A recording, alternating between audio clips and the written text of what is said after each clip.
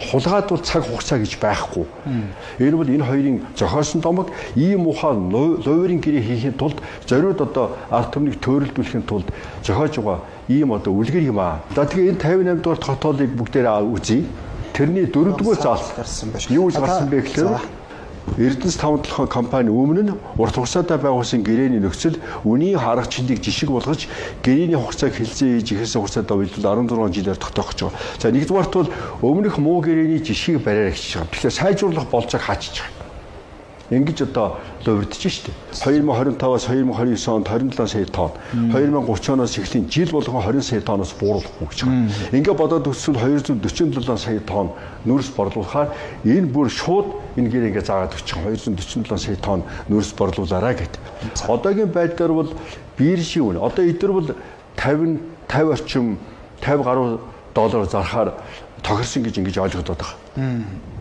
Тэгвэл өнөөдөр биржийн үн одоо дунджаар $95 байна. За 55 гэж бодох юм бол $95 байна.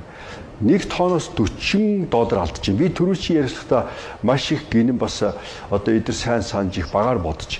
1 тонноос би $20 алдсан болов уу? $22 алдсан болов уу? Тэгвэл бидний алдагдал бол Монголын талын алдагдал бол 5 юм уу 5.5 тэрбум доллар байх нэ гэж ингэж хэлж ирсэн. Тэгвэл үгүй байна. $40 алдаж байгаа юм байна 1 тонноос. Тэгэхээр 250 сая тонны тонн болгон дээр $40 алдах юм бол 10 тэрбум доллар алдаж байгаа байхгүй юу. Тэгэхээр энэ бол зүгээр ингээд алдаал манаагаас сууж байгаа хоёр биш баг. Эсвэл хэдэн хүч байгаа юм. Энэ бол тодорхой хэсэг нь хахуулж явсан гэж би ойлгож байгаа. Яг асуу. Тэгэхээр энэ бол ерөөсөө жинхэнэ хахуул энэ 10 тэрбум үү эсвэл хэдэн үү гэдэг юм. Тэгээ ингээд бодоод за 1 тэрбум ч хийж болно. Гэхдээ энэ баримжаагаа алдчихжээ. Манай залуучуудын одоо ловер булхаа хийж байгаа тоон шүү дээ. Мөнгө гэдэг юмны баримжааг алдчихжээ.